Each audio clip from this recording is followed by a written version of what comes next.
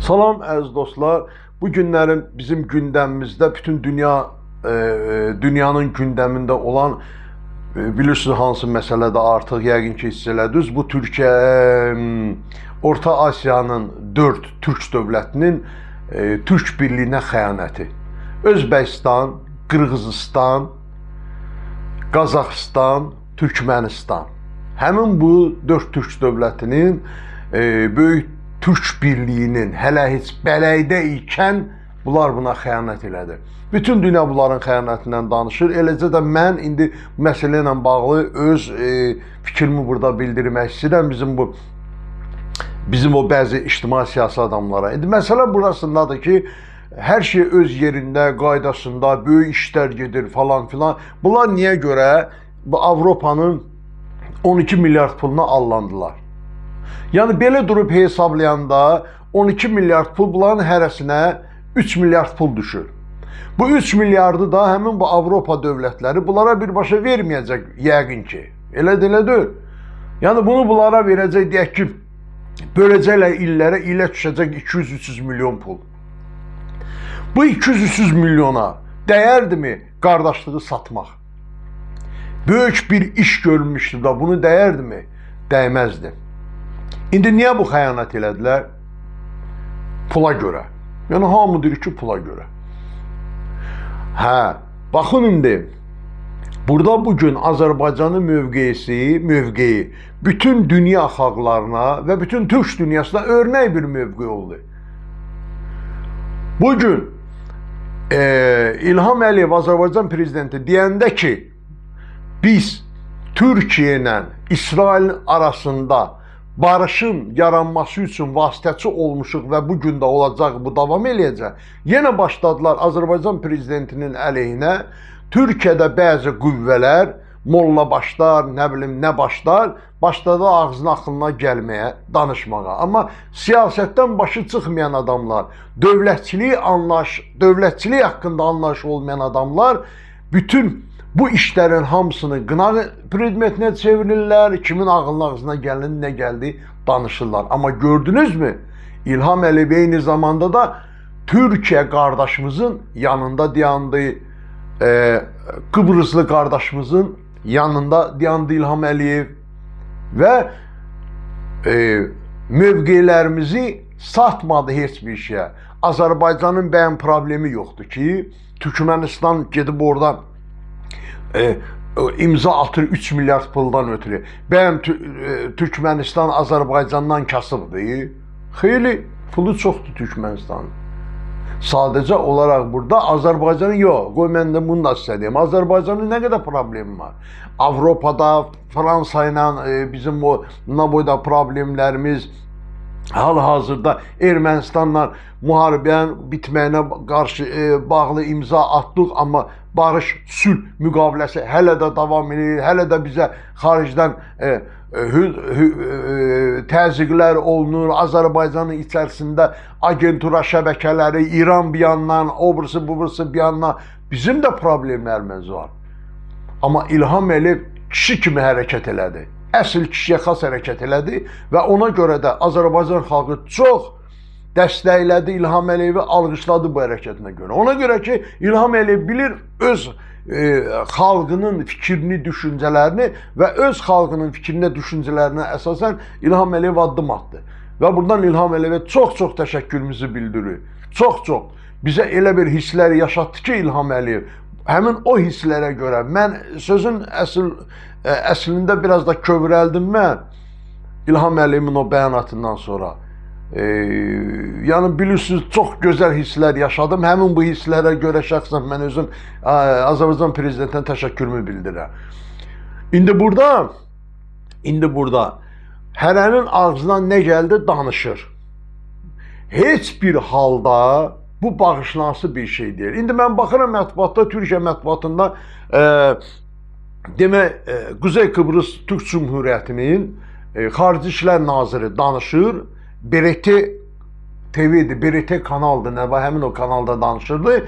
Demək deyir ki, mən Qırğızstanda xeyli yaşamışam, orada işləmişəmdir.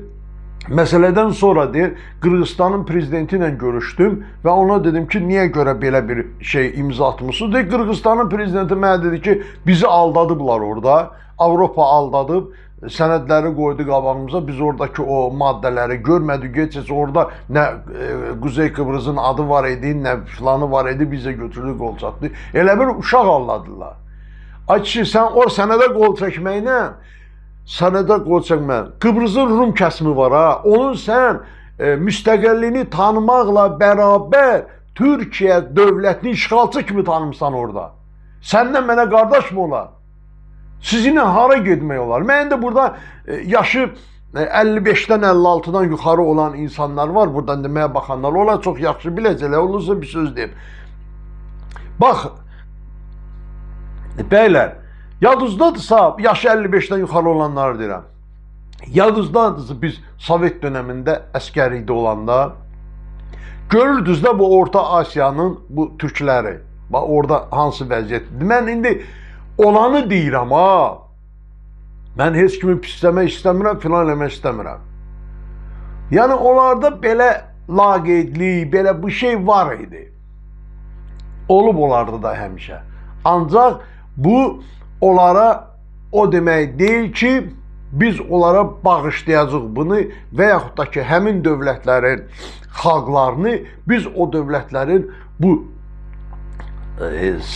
satılmış bu dövlət başçılarına, belə deyək də, bərabər tutmayacaq. Çünki mən inanıram ki, həmən dövlətin əhalisi, xalqı qətiyyən onlarla eyni fikirdə deyirlər. Mən bax, dünəndən baxıram, burada nə qədər Qazaxıstandan ictimai-siyasi adamları görürəm, media adamlarını görürəm ki, Özbəkistandan nələr danışırlar, üzr istəyirlər bütün Türk dünyasından, xalq özü. Yəni, bu qədərinə dəyərdimi bu qədərinə satqınlıq eləmək, bu qədərinə xəyanət eləmək? Biz kimə inanmalıyıq, nə eləməliyik? Ancaq elə Azərbaycan-Türkiyə dayanışması olmalıdır Türk dünyasında. Bəs siz Türk deyilsiniz. Hani Əmir Teymurun qovumları? Hani da, hani Çingiz xanın törəmələri? Və danışanda deyirsiniz belədir. Bəs hani biz görmürük axı? Azərbaycan-Türkiyə qardaşlığı davam edəcək. Ölümünə qədər. Biz bir dəfə Hulusi Akar dedi ki, Azərbaycan Türkiyənin dostu deyil. Hamı durdu, bat kimi baxdı. Dalıcan dedi ki, arxasıcan dedi ki, dostu deyil, qardaşıdır. İndi mən elə hesab edirəm ki, biz qardaşdan da irəliyik. Yəni, Türk dünyası deyiləndə mənim ilk öncə gözümün qabağına kim mənim bu sözümdən inciyirsə incisin. Azərbaycan, Türkiyə, bir də Cənubi Azərbaycan gəlir. Yəni, ən burada Türkiyənin də yarısından çoxu satılmışlardır. İndi orada mən baxıram, danışırlar orada Cumhuriyyət Xalq Partisi, Atatürk'ün partiyası olur, filan olur, bəsməkan olur. Olsun. Atatürk'ün ideyalarını bu günləri Cumhuriyyət Xalq Partisi yürütmür. Onlar tamamilə başqa şeylərə yürütürlər. Gözünüzün qabağında oldu da. Bir çətinə düşən kimi Avropadan kömək istəyirlər. Atatürk Avropadan kömək mi istədir? Xeyr, Atatürk əksinə Avropa ilə vuruşdu. Avropa ilə vuruşdu, ölmüş bir Osmanlını, hansı ki meyidi qalmışdı ortada, Atatürk onu qaldırdı. Amma bu günləri bunlar hamısı satılmışlardı. Azərbaycanda da var, hər yerdə var belə adamlar. Biz bugün Orta Asiyanı, Azərbaycan xalqı olaraq, Azərbaycan ictimaiyyəti olaraq Orta Asiya Türk dövlətlərinin bu satqın hərəkətini qətiyyətlə pisləyirik və buradan tələb edirik. Şəxsən mən özüm öz adımdan danışıram. Həmin dövlətlərin əhalisinə, Türk qardaşlarımıza ki, siz öz başqanlarınızın haqqında bir daha düşünün yenidən. Onlar sizi uçuruma aparır və biz bizə kömək edə bilmiriksə, yardım edə bilmirik. Siz yalnız özünüzə yardım edəcəksiniz. Və yenə də təkrar edirəm, bayaq dediyim kimi, bu heç də Qoy bilsinlər onlar Rusun nomenklatur adamlarıdır, o dövlət başçıları. Qoy bilsinlər burada ki, Rus da sizinlə düşman oldu. Ona görə ki, Avropaya yıxıldınız. Rus da ona görə, siz bilirsiniz ki, Ukrayna münasibətlərinə görə Rusiya da Avropa ilə bu dəqiqə düşmən mövqeyində dayanıb. Siz Avropaya yıxılmaqla Rus da sizə düşman oldu. Yəni, indi sizin talihiniz necə olacaq, nə olacaq bilmirəm. Amma mənə də çox təsir edən başqa bir şey var. Bu günləri həmin bu məsələ ilə bağlı Türkiyə rəsmilərinin heç bir açıqlama verməyib. Nə Rəcəb Tayyip Erdoğan, nə Hakan Fidan hələ indiyə qədər bir dənə açıqlama verməyib. Bu da bizi çox narahat edir. Onlardan nəsə gözləyirik. Yaşasın bütün Türk dünyası. Baxmayaraq ki, satqınlar hər zaman, satılmışlar, tamahı iti olan insanlar həmişə, hər zaman bu Türkün içərisində olub, bugün də var və olacaq da. Ona görə də biz öz xalqlarımız, millətimiz əl-ələ verərək böyük Turana doğru Tanrı Türkü qorusun.